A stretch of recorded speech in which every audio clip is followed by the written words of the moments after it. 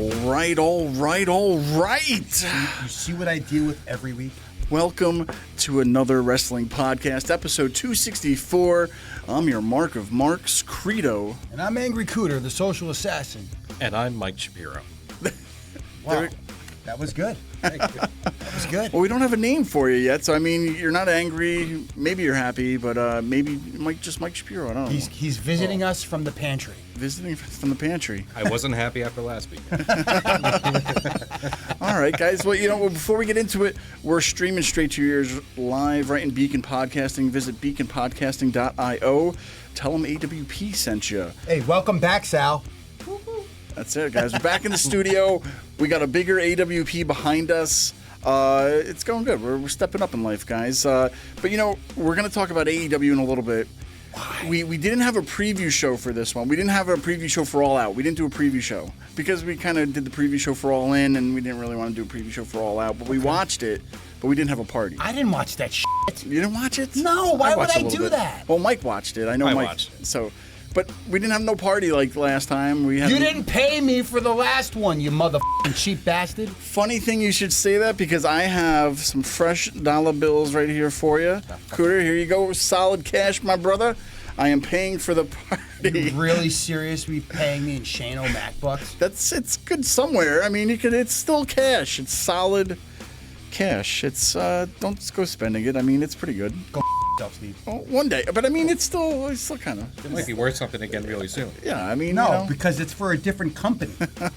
Well, either way, guys. I do want to talk to you real quick because we are in the Hudson Valley. We are in Beacon, New York. Coming up on September 28th, we have the Hudson River Craft Brew Fest at People's Waterfront, right across the river from us. Oh, nice. It's a park in Newburgh, People's Waterfront Park, the People's Park, almost like The Rock, right? It's the People's Waterfront Park in Newburgh. There's going to be 80-plus breweries.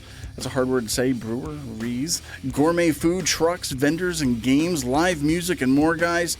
If you're watching this right now, use discount code EVENT10 to save $10 on general admission and VIP tickets. HRCBF.com. Hashtag HRCBF. Guys, you like drinking, obviously. You gotta go. There'll be tequila there. Well, it's a brew fest, so I mean... I can handle beer. It's fine. Yeah. I'm looking forward to it. We'll have to stop by, bro. Yeah, Mike, we'll bring you down. We'll go to the waterfront. We'll have some fun. It's right across the river. Another right day out of the pantry. That's right. Another day. You could be Pantry Mike now. We got the whole thing going, so we'll see what happens.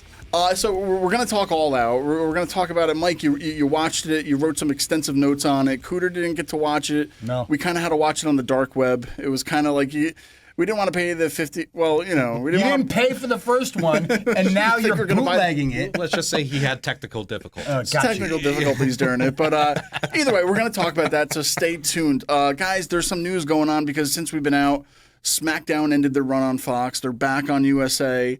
Raw now is also going back to 2 hours for the rest of the year, maybe forever. Who knows? I don't know, guys. Did you hear this news? I mean, Raw, 2 hours.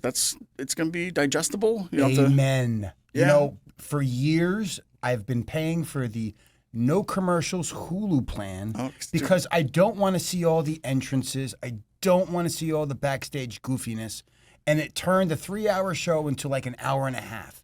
And now we're going to have a palatable 2-hour show that I might actually watch live instead of waiting till the next day. No, it's good. And so right before they go to Netflix, though, so Mike, I don't know, do you think Netflix is going to want that hour back now that they're going over there live? It should be. I've been seeing stuff once they do go to Netflix, they are going to revert back to 3 hours. Yeah. All right. So, maybe it's that USA deal to where it's like they were supposed to be off USA by now, but they gave them like the extra few months. Maybe it's like a little deal that, hey, well, you could stay, but you're only going to get 2 hours and not 3, so who knows? Well, they didn't want to probably pay for the full 3 hours, but they wanted to do them the solid. Yeah, let's look at some content on TV. And I think that was probably like, hey, if you guys want SmackDown, we're going to need that extension for Raw. Sure, but we're only giving you 2 because we can only afford. It's all bullshit.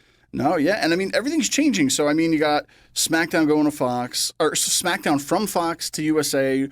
Raw going to Netflix. NXT in October is going into the CW channel. So everything's kind of like shifting places. I don't know. So that's coming up. That's CW, is that part of Warner Brothers Discovery and all that? I don't know. I don't know if it's all NBC Universal or whatever the umbrella it is, but I just know because I know a lot of their A lot of their shows is on Max, but I think that's a lot of the DC stuff, so maybe that's just a stretch. I don't know. Yeah. And so, I mean, AEW is saying they're renewing their contracts with whatever shows. I don't know. We don't know. So I don't think All Out was the way to kind of like get more get more sponsorships, but we'll talk about that, guys. But things are changing with that, so there's not too much going on in the news. I think we should just get right into it because we did go all out this weekend, except for we went all in. Now we're all out. We're not doing this. All right, I got to find the way. So, Mike, I think we're gonna let you talk about it because you wrote some really good extensive notes on this, and we can kind of comment on it.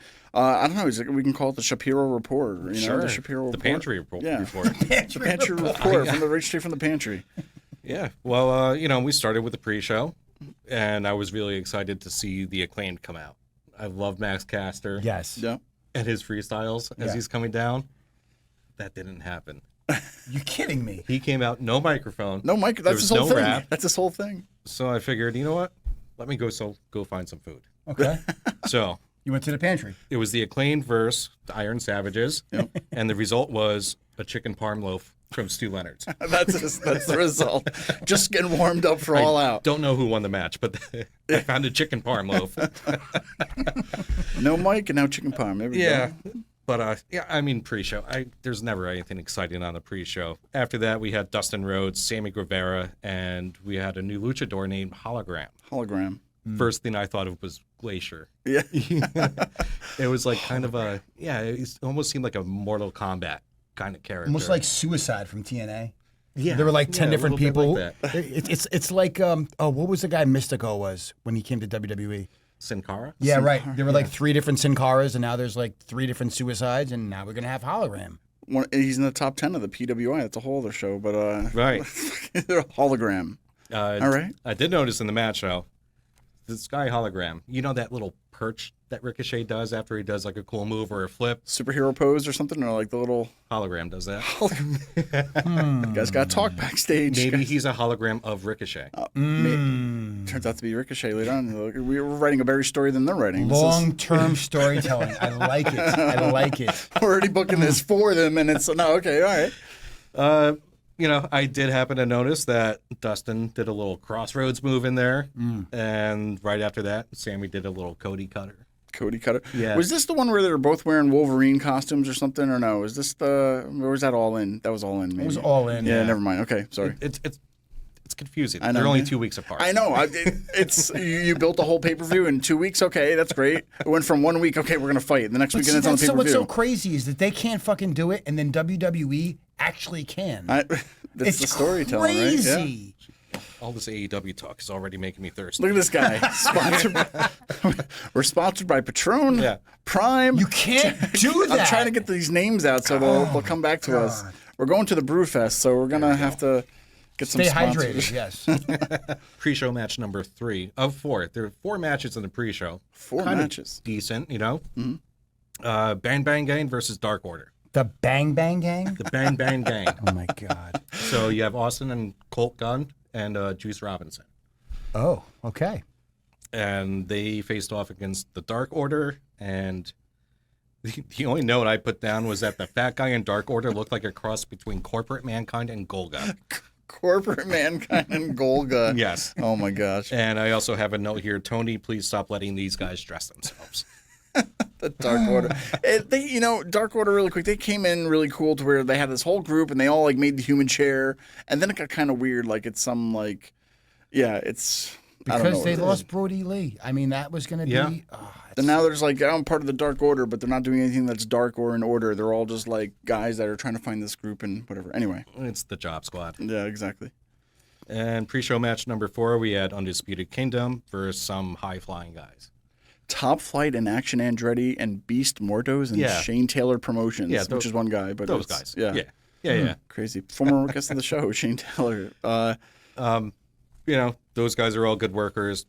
The thing that caught me was something that we noticed in All Out. Yep. The aisle again. The aisle, they're making the room for the seats. Wide enough to drive a modular home down. They got to figure out something. Maybe it's like keep the aisles closer and then maybe don't have the back, the sides open as much. But I don't know what it looks like on their camera. I guess they're just making room for the seats. Well, that's it for the pre-show. The pre-show is over. Boy, thank God. Yeah. Cooter, you see what you missed so far? We're just getting into it. That's only a taste.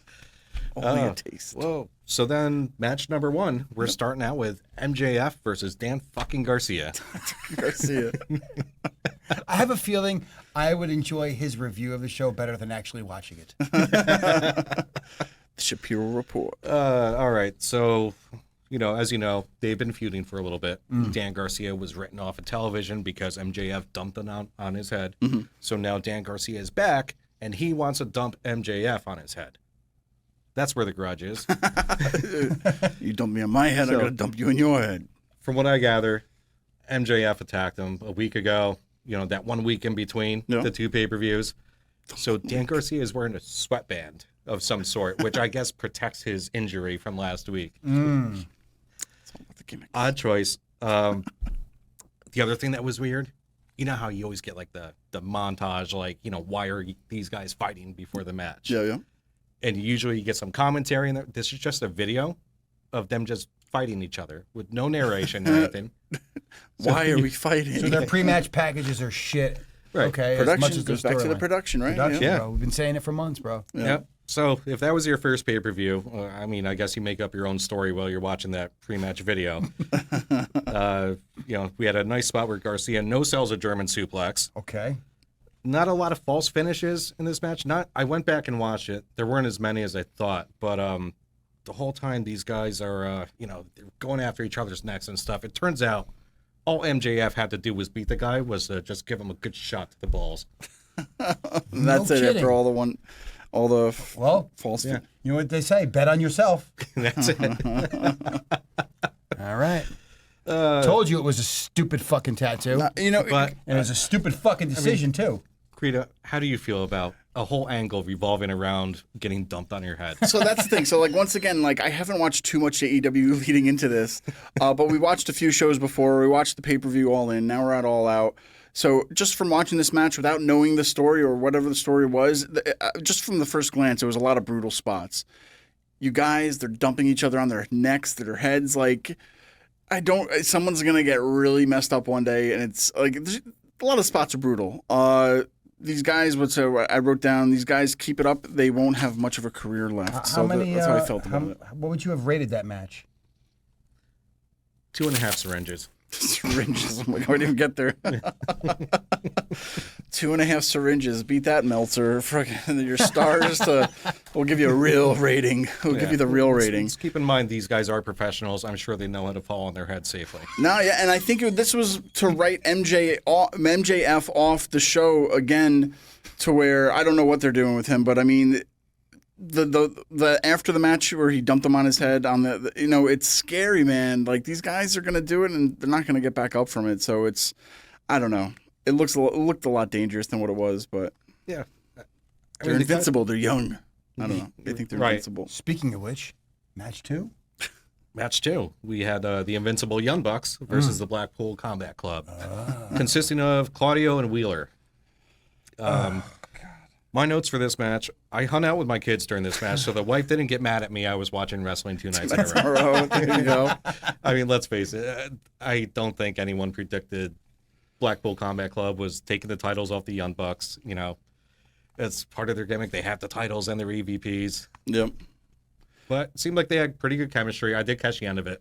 The action was good for a tag match. Young Bucks matches, as much as you hate them, they're usually decent. No, yeah, for sure. I mean, it's just their gimmicks outside of the wrestling. They just need to hone down. But, I agree with you. It was a great chemistry between these guys. They're all great wrestlers in this. They're going to do great stuff. It was a great fast-paced match. We just don't need the Bucks as champs. I feel like they're past that. We've said it. They should have probably lost that at all into a younger team just to give somebody else the straps. But this is, I don't know. I don't know what they're doing, but they don't need the titles. I think they're way beyond their own titles. What are we rating this one? 3 syringes. 3 syringes. I hope you keep track at home how much is going on. It's 3 syringes. That's great. Oh, Jesus. The only podcast with this rating system right now. We're getting canceled.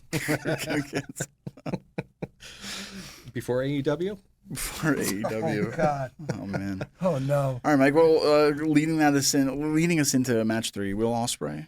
Will Ospreay versus Pac. Yeah.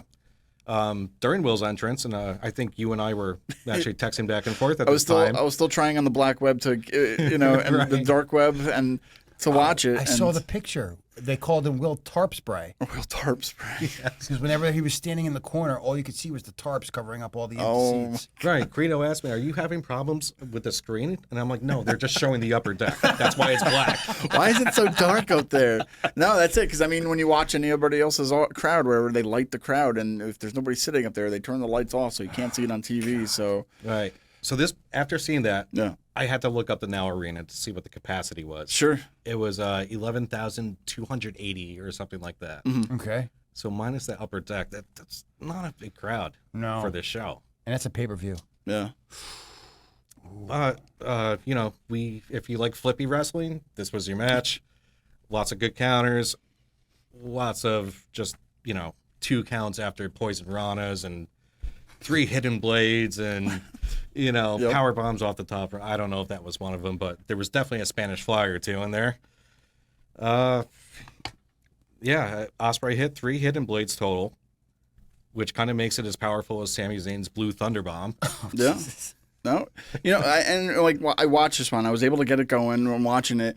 I think this is the match. This is what AEW should be. It was great. It was fast-paced match. Yes, they had the flips and dips in it, but I get what they're doing. I get how Will wrestles and whatnot. But to me, I was like, why is Will only the IC champ here, or whatever, the international champion? Like, to me, what's the difference between the Continental title, the international title, the FTW title? I feel like I don't know which one should sit higher on that throne for them, to where, like on WWE, you got the World Championship, then you got the IC title, US title. Complaining about too many fucking titles again. Here we go. I'm saying, because you have the international, then you have the Continental. Aren't they kind of both is the one just the US title, one's the IC title? It's the list of credo.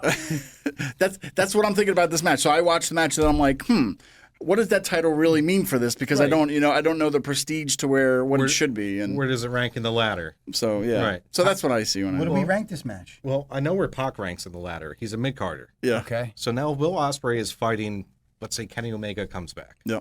How many hidden blades does he have to hit him with in order to win? Nobody uses a finisher for a finisher, right? They gotta. Right. It's stop. Like everybody kicks out of everybody's finisher. It's not a Yeah. finisher anymore. Right. Finisher. It's a finisher. It's watered down. What's the rating? 3 syringes for this one. 3 syringes, ladies and gentlemen. Yeah. Hope you're following at home. That's Yeah, it was an entertaining match. Don't get me wrong. I'm not trying to yeah. crap on it, but it's just the watering down of all these crazy moves. It's you It's tombstone gotta mean the guy something, from yeah. the top, and no. It definitely has to mean something to where exactly they need to. I get they can do the move, but it would be more impactful if you only saw that at this pay-per-view and not at every other show or whatever. To where, like I said, I think these are great. They're great athletes. They're great in the ring. This is what AEW should be. These kind of matches, but it is what it is. Oh, it's your favorite next. the street fight. Oh, no. What's her face? Chris Statlander, Willow Nightingale. Yeah. In the street fight. I know how much you love you some Chris Statlander. Since when? Since always. Always. Oh, when she used to think she was an alien? Oh, yeah, she had the green lizard face going, or Martian Chris? I could have swore there was a picture of her in the pantry. Willow didn't look like Willow to me either. I didn't know if she had extensions or she grew her hair out. I don't know. I haven't seen her in a while. Well, Just from watching the show. It was a street fight. You have to do your hair in a different way. You got to Vaseline the face, all right. Obviously, So you this is not didn't grow up in the streets. I didn't know. I'm very white, so I'm very well protected in that. White Mike, I think we can call you too for with minority Mike. Jeez. Well, this match, match number 4. Finally, we had a second match with blood in it. Ooh, it's another match with We're blood. only at 50% so far. Another match. Everybody's bleeding tonight. There was a spot where Chris tried to slam Willow through a table. Problem is that she's a big girl. And the tables were kind of high, so Chris kind of just put her on the table. She struggled. But because Willow's so big, the table still collapsed. Plop. That was a funny spot. And, Chris gets busted open. Willow grabs a bundle of light tubes. We start going in the CZW direction here. That's his example. Then Willow bites her wound, You see a lot of that in AEW. A lot of biting, a lot of bleeding. Yeah. Boy, someone's going to get hepatitis. Yeah. Yeah. Willow gave Chris a Death Valley driver onto a bed of thumbtacks. That would have been their shot for the match. Like if she would have like really did a fuller split, she would have had the tacks in the vag or whatever, right? Oh like they had that one shot. I saw that picture too. I said, "What the fuck are we doing?" But I'm saying I think that's what they were trying to hope for or go for it. Or how she went down. I think maybe she was trying to hit it so that attack would have stuck to her. Save that for an OnlyFans. I'm not trying to see this on a fucking wrestling show. For $200, you get the tacks in the vag. Yeah, exactly. What the hell? I think that was before the Death Valley driver too. Oh, jeez, this is. In any other match, a Death Valley driver into a bed of thumbtacks. That's your 3 count. That's it. Unless you're Mick Foley. Didn't happen here. What's the rating? Well, hold on. Okay. We pivot in this match. Oh, there's a pivot.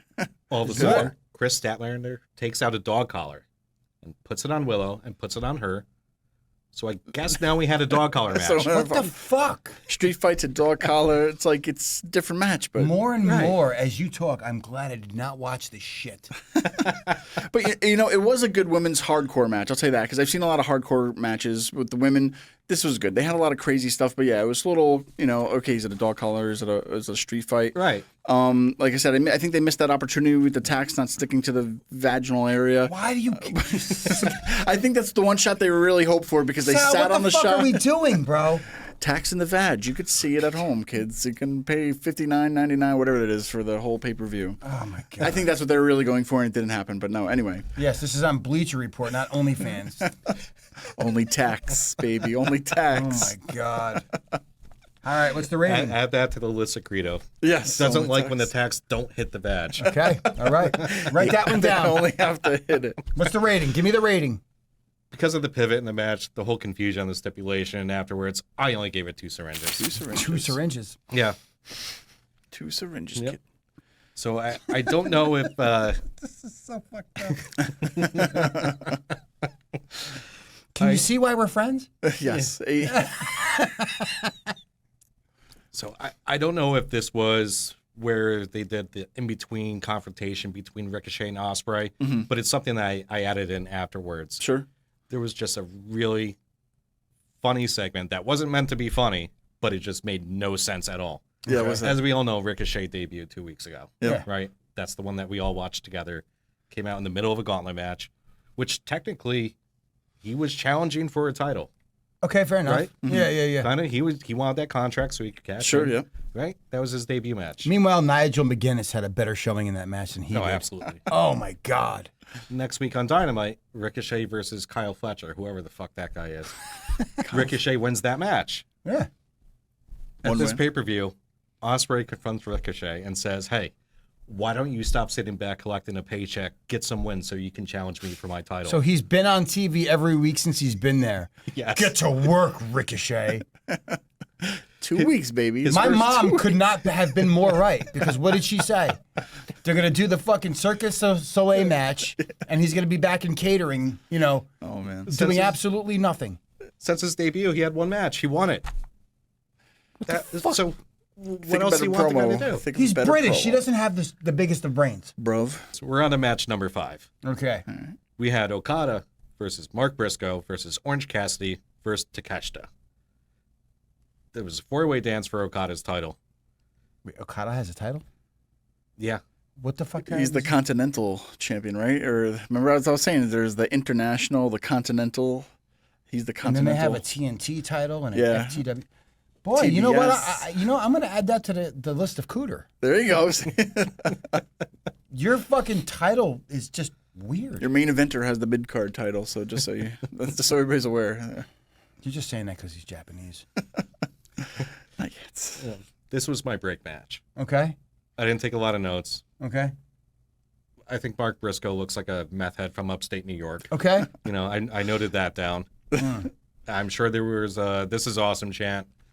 Orange Cassidy doesn't do it for me anymore. You know, funny gimmick at first. It's got to evolve now, yeah. It's been 5 years now. That was the one thing that pissed me off in All In. Yeah. Was when Is Mr. when Okada was going for his finisher. What do they call that? Whatever the fuck it was. Rainmaker. The Rainmaker, right. And he blocked it because he had his hands in his pocket, so he couldn't pull the arm. I'm like, this is so fucking stupid. I know. It's like he's midway. It's just like he was a joke character, like a Santino Marella, whatever. He's like, all right, he's doing a little Which jokes. would have been fine And if I they left it like. You can't expect me to take him seriously. And now you're trying to take him seriously, but then he's still doing the joke stuff. But then it's not making sense to like. It's either one or the other, man. You can't. You know what's crazy about that is that there was a point where Santino Marella was in a Hell in a Cell, and it was for a title. I want to say, for a title shot, and like he actually had like this amazing showing. Mm-hmm. And everybody was cheering for him. I was screaming like, "Oh my God, is this actually going to?" Like there was a thought in my head: Santino Marella might actually win. Oh, it was Elimination Chamber, not Hell in a Cell. Yeah. But whatever, you get what I'm saying. Yep. And it was just like, holy shit, is this actually going to happen? And then he went back to doing his normal shtick. I don't expect to take him seriously every week. And now we're at a point where you're expecting me to take Orange Cassidy serious every week. No. And he's like, don't get me wrong, he can wrestle. He can. It's just like pick a lane, man. You're either gonna go slow and be funny, or be a little bit more serious. Do and the just update comedy gimmick, shtick, right? or be a worker like Savio Vega. Okay, that's what I'm trying to say. He was a good worker. He was a good worker. Not like that waitress in Ruby Tuesdays. That just really pissed me off. No. I think what I was seeing a lot too is because I didn't care for the match either too. I mean, I was just whatever at this point. I think I was still trying to watch it on the dark web. But I think this Continental title, people were saying online, and I kind of agree with them that they had a little bit of showing with Takeshita and Okada. Those two need to meet each other, and you really need to put over Takeshita because you kind of like. He took a shit on him, right? Take a shit on him, take a Takesha. You took a shit on his whole career so far in AEW. I didn't know how to pronounce his name when I first saw it, and I was like, what is take shitta? And I didn't know it was Takesha. That's how you spell it. It's take shit. But anyway, whatever. I'm trying to speak positive about two Japanese guys, and it's, I feel like Look how great it's coming out. This is what it's coming down to. No, but... Reno's idea of being good to the Japanese. So if you have a Takesha beat Okada for that championship, I think that's what you need. Takesha needs it. Okada needs to be more of a main event player, which you're paying him enough, so you better put him in something else besides the mid card. What's the rating? Well, 5 syringes. Okada. What? 5 syringes. Oh, you're right. Yeah, he fucking Meltzer bias. But like you said, there was 2 Japanese guys in there. It's got to be at least a 7-star match. Okada versus Takeshita. Yep. I would watch that all day long. Yeah, and it's like totally. It's like, what are you doing with these guys? Like, do something with them already. But yeah. So that match was kind of my bathroom break because I thought the next match was going to be, and I was right, was everybody else's bathroom break. And that was Mercedes Moné versus Shida. How do you pronounce that one, by the way? Is that Shida? Shida. I love the fact that I get to take a break this week. CEO. Fucking Mercedes. I mean, I guess the match was okay. I don't know why Mercedes is just so bad in the ring now. It's, a lot of people are saying it's not just you guys, like everybody out there, they're like, her match with Britt Baker, she had a lot of flubs in their match, a lot of mess ups. This one, they were saying, I think if you go back and watch it, they're rough with each other. Something happened during the match, and then that's why Monet kicked out after like 1, and she like got out of the match because they were starting to like give some receipts, right? I'm sorry, am I saying insider terms? They were hitting hard, and she's not meshing with people. I think she's coming in like, I'm a big deal. I was in WWE. I main evented whatever. But I don't know. I don't know what she's doing, man. She's not meshing with everybody. About that on Busted Open. Yeah. When I was watching, or I was listening. But he said something along the lines of something about a forearm that was just really stiff from Mercedes. And then Shida hit her with something back. And it was just like, apparently... they even at one point, I guess security had to go in the back. That's what people were saying. They don't know if it was between this afterwards or somebody blew up on it afterwards. Yeah. So I'm very, very curious. What the fuck? I'd like to watch it again and like really watch it. Yeah, I really want to check that match out just because I want to see how big of an asshole is Mercedes in the ring. Yeah. I mean, this is... She did have 2 lines in the Mandalorian, Cooter. Dude, let me tell you something. She's the star of the Mandalorian. She's starting to borderline be Nia Jax to me. Yeah. Because she's just really feeling herself a little too much, and she's starting to get a little reckless. I mean, look what the fuck she did to Paige, for Christ's sake. Yeah. You're starting to feel, all right, accidents happen. I get it. Yeah.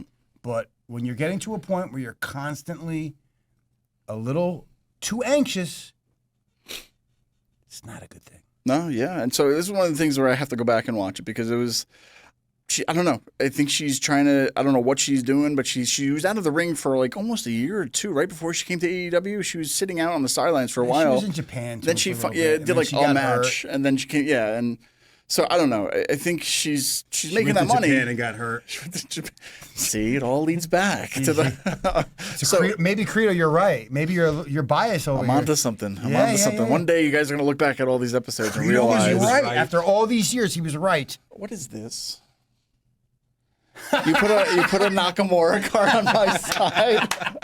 Lovely. There we go, guys. Signed by Nakamura. All right, there we go.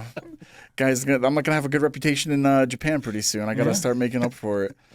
Better not go to Japan. I'm huge here now. I'm gonna be huge in Japan. So whatever. The other funny thing about this match, remember when we were watching the Timeless Toni Storm Mariah May match? That was a good match. And she wanted to hit her with that shoe, and she was like, I just can't do it. Yeah. You know, there was a spot just like that in this match where Cheetah had the kendo stick, really wanted to hit her with it, but was like, if I hit her with it, I get disqualified. I don't get the title. I'm like, you just did this spot 2 weeks ago. I know. It was just retaking things from the same thing, something different. This shit? Tony's booking it with a whole lot of coke.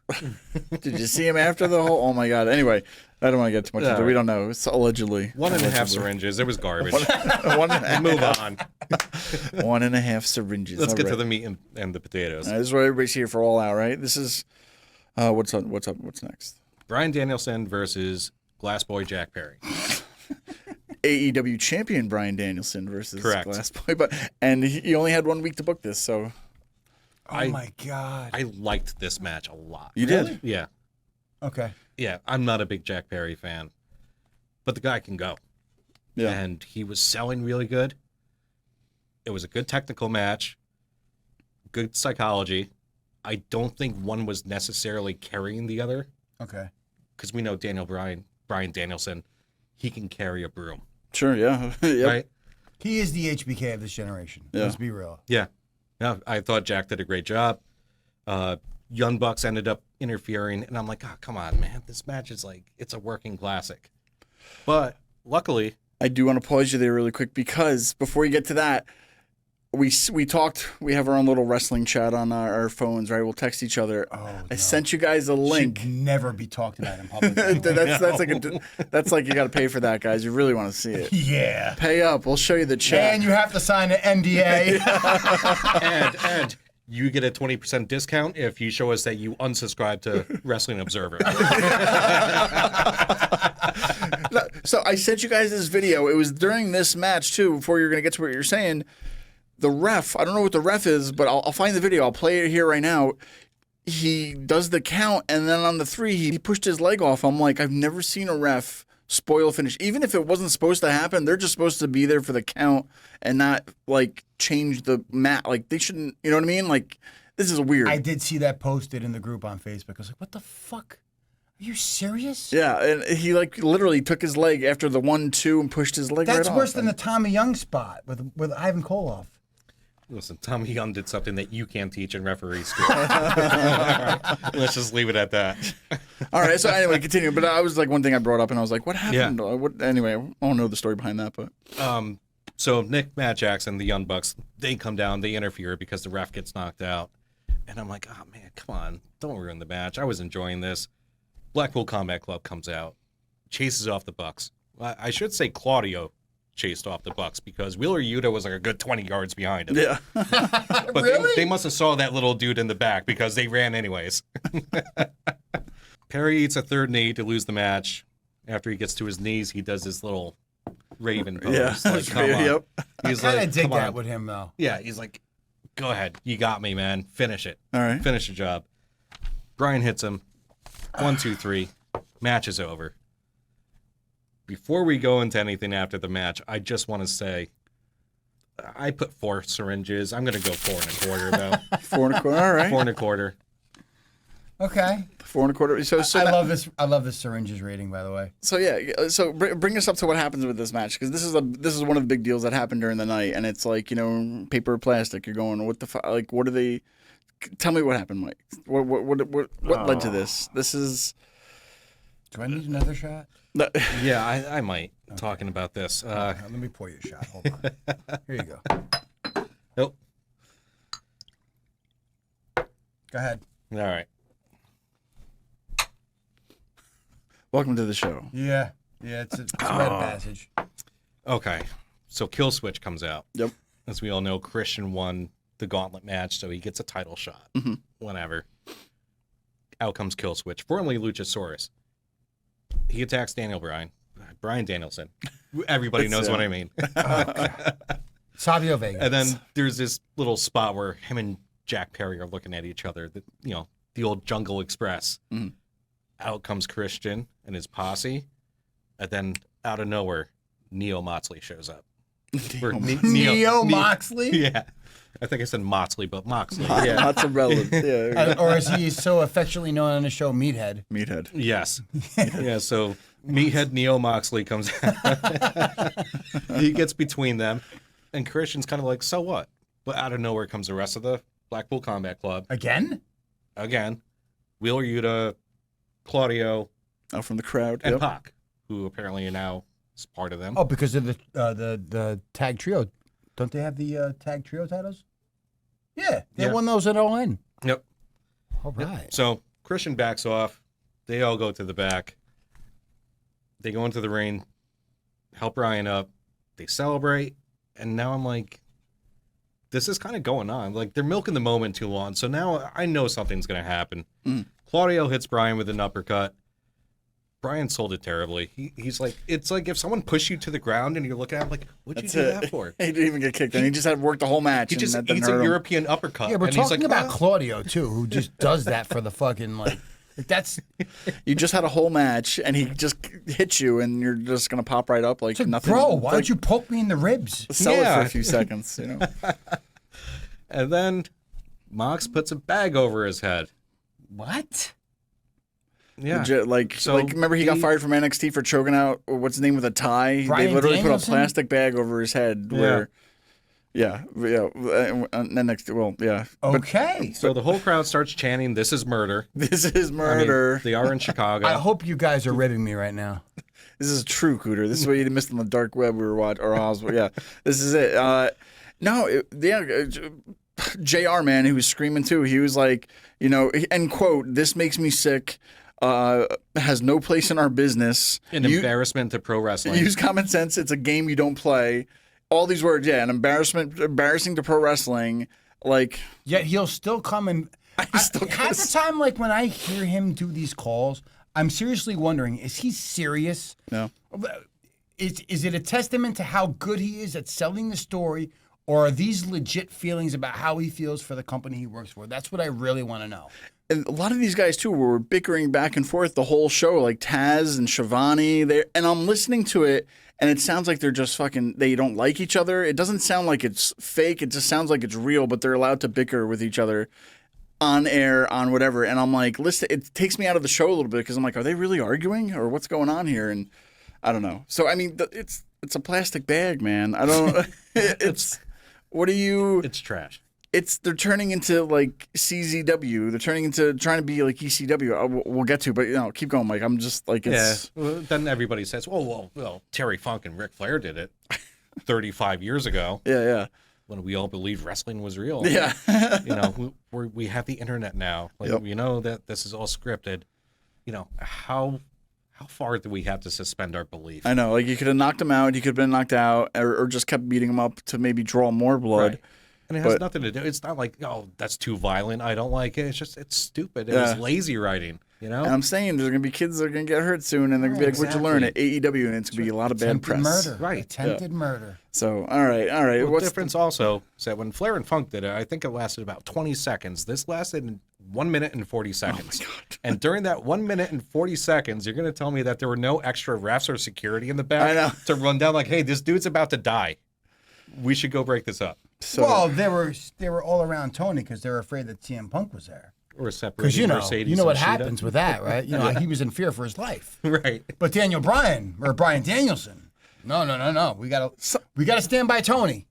Something's happening here because even as we're speaking, Dynamite's playing where Moxley's coming out and kind of like, I don't know what he's doing. I think there's some kind of like CZW, ECW, some kind of revolution they're trying to do here, but I don't want to get into that. We didn't even see a lot of it yet, but okay. So this is like a red flag for me right away. This one thing in the match. I mean, if we keep going, we go on to match 8 with Swerve Strickland and Hangman. Get into that a little bit because we can put even more icing on top of this cake of a mess we got here. So that last match, that was our main event because this next one is unsanctioned. Ooh. So the lights go out, and they say when the lights come back on, AEW is not responsible for anything that happens in this match. So that's what a lights out unsanctioned cage match is. Correct. Right. Lights out. Well, lights that's on. always been the thing with the unsanctioned match. They always turn the lights out and turn them back on. So whatever happens, happens. All right. Yeah. Right. Exactly. So, I think they did that with at SummerSlam when Shawn Michaels came back against Triple H. Yeah. That was unsanctioned.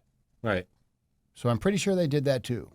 I could be wrong, but whatever. Continue. Right.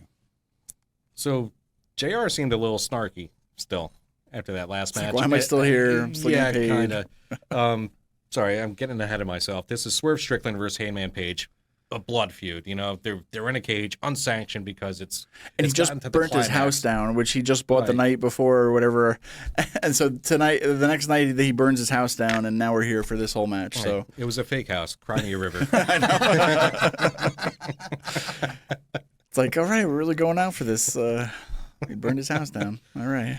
All right, so, it's your typical cage match, typical AEW cage match. The weapons are in there. There's barbed wire. They're doing the barbed wire clotheslines and all that stuff. And JR starts saying stuff. He goes, they teach you that in wrestling school. Today's barbed wire class, kids. And I'm like, is he like kind of just being a dick now? I know. That's what I'm saying. He hates the company he works for. I really feel I don't think they tell him what to say in their ears as much, and like WWE did. And like I say, these guys are just either they hate each other or something's coming through in the commentary. It's been funny listening to it. Hysterical. A cinder block gets introduced, and like I said, there's the barbed wire. You got chairs, tables, whatever else is in there. Staples, yep. Heyman goes to pick up a chair to hit Swerve with it, and the referee stops him from getting the chair. Not the chair. It's like, hey, that's where I draw the line, buddy. All right. Oh my god. The asphyxiation was fine. Yeah, the chair. But come the on. chair, Come on. that's a It's step metal. too far. Then a couple minutes later, Heyman pulls out like a wooden spike that's from the house that he burned burnt down. house. And the ref's like, yeah, go on. Go on. It's all charcoaled up or whatever, and it's oh my god. All right. I thought maybe there was a vampire reference here because I know one of their last matches, Swerve got his blood consumed by Heyman.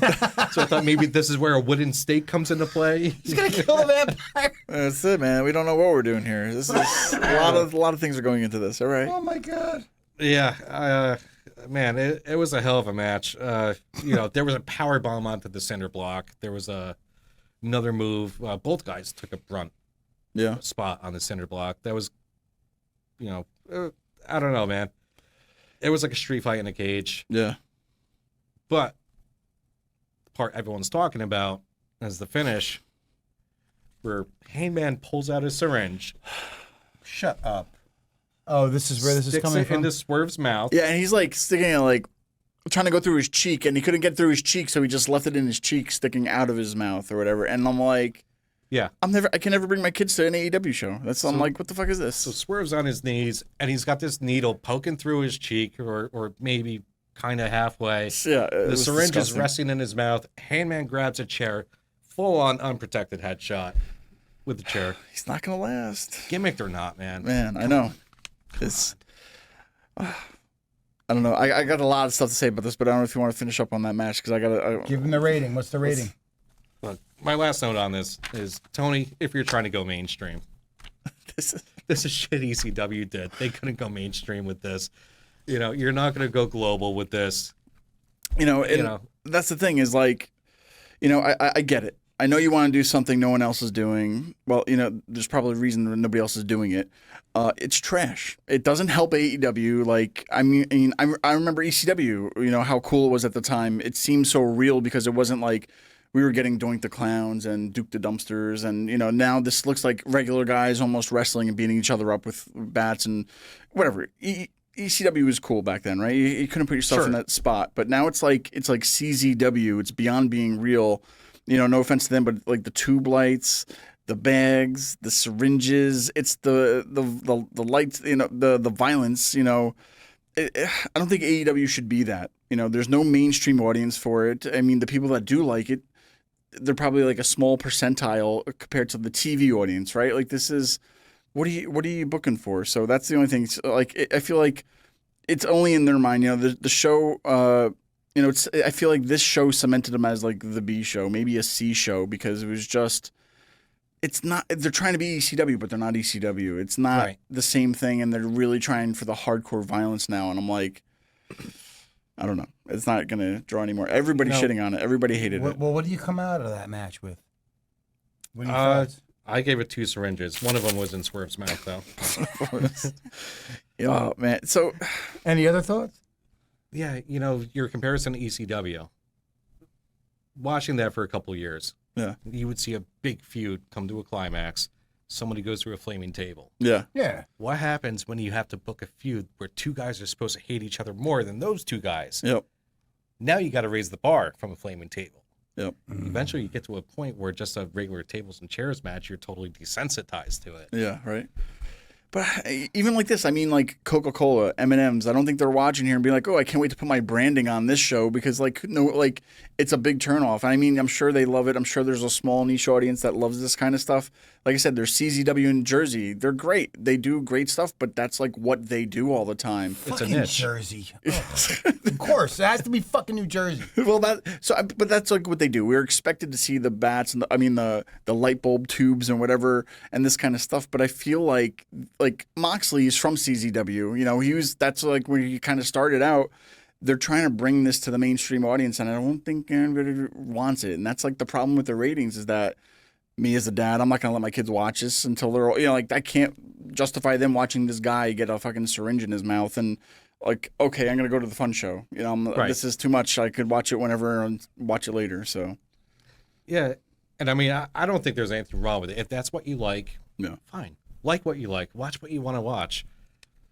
It's not for me. I think there was a time and place for it. And I feel like the whole AEW show felt like every match was a hardcore match, right? Like you could go from All In was like the pomp and circumstance, and now it's like the All Out. It's all everybody's bleeding every match. I don't like that comparison because fucking honestly, WWE has had their TLC pay-per-views and that kind of shit where every match was a gimmick match. Extreme Rules. Yeah, exactly. So it's just turning into that maybe? Yeah, I don't think that's something that's that big of a deal. But, I mean, I don't know, man. I'm tired of nonsense. This is all nonsense to me. It's bullshit. I can't watch this no more. Do you think they're grasping at straws now? Because, I mean, we talked like they aren't selling out arenas for live shows. They keep losing ratings. Wouldn't you think you would need to change formats or do something different? But not do this different. I mean, I don't know. Do they have to realize that it's a big turnoff right now? I know some marks out there love it. I get it. I know I think it's cool in small doses, but when you're doing it on a regular basis every week, week in and week out, where you're constantly having 2 to 3 matches on the card where somebody's getting nearly killed or bloodied up or whatever, it's just too much. It's like, at what point are you getting the point across or trying to tell a story? Because that's honestly, I think, people like us at our age, that's what we're watching this shit for. We want to see a good story and we want to see a good match. I don't give a fuck about a syringe hanging out of somebody's mouth. I don't need to see somebody power bombed on a fucking cinder block. What the fuck are we doing? Yeah. This is too much. Yeah, focus on the production. Yeah, like I said before, we all watch this stuff. We know like all the inner workings and all that. We know that we have to suspend our belief. Yeah. But there's a line. Yeah. Before it's like, all right, now come on, this is ridiculous. Listen, let's be honest. ECW did some crazy shit. Yep. But even on their shows, they had a fair balance of regular style matches and their hardcore matches. I mean, you had classic matches like with Dean Malenko and Eddie Guerrero and even Rey Mysterio. Yeah, was bringing in the there for luchadors doing it, yeah. Dude, they had a little bit of everything. Not everything was the blood and guts. It really gets a bad rap. Is that what it's known for? Of course. But when you look at some of those undercard matches, they were just as good as some of the shit. I mean, granted, I remember ECW. You remember the Taipei death matches between Ian and Axl Rotten? Mm-hmm. Yeah. Like they were trying to do that whole blood sport routine with the taped hands with the glass. Like, Okay, but that's not something they did every fucking week. Yeah. All right, granted, this might be the first time we've seen a syringe in a match, but I hope it's the last. Yeah. I really do. And like what you guys said, we are like that ECW generation. We went to those shows. We loved it. It was like a different, like young marks today can't put themselves in that place because you had to like be watching WWE, WCW, and ECW at the same time to understand how different they were to what was going on. Because when kids, I feel like, look at ECW today, they're like, oh, well, I've seen this. Like it doesn't stand out to them as too different than what it was when we saw it growing up. But it's just that storytelling I think that that needs to be there. And you're taking a pay-per-view that's coming off a pay-per-view only 2 weeks ago. Like you have all week to tell a story. Like, hey, you're gonna have a match, and then boom, the match is at the pay-per-view. I don't know why they even booked this 2 weeks apart from each other. Like, spread it out a little bit, or just to build another story. And it's like, oh, who's going to fight for the title? Oh, and it's happening the next week. There's like, why do I need to care about it? Storytell. Like, create a story. Because the one thing that I've noticed, even when WWE has those pay-per-views close, they have separate stories for different shows. Yeah. You know what I'm saying? Like, you're not saying the same people necessarily on the same cards. And if they are, they do a very good job of building those feuds to where they make sense. Yep. They did not do this here. These seemed like they were just thrown together. Let's just throw shit on the wall and see what sticks. And I mean, I didn't see it. I'm glad I didn't watch it. And from your report, I think that was more entertaining than what the fuck I would have seen. No, for sure. And so like even going from the Marks group too, like I posted it there. I posted a picture of